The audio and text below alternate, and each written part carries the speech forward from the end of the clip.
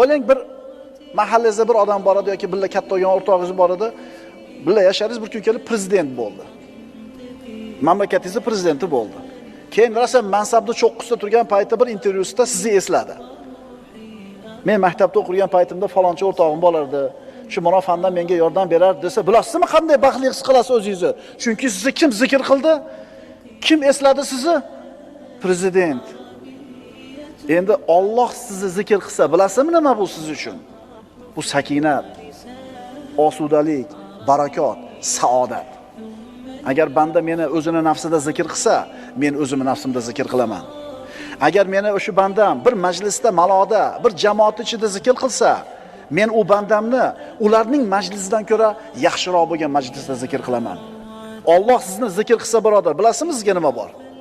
Rahmat, qo'llashi, inoyati, panohi degani.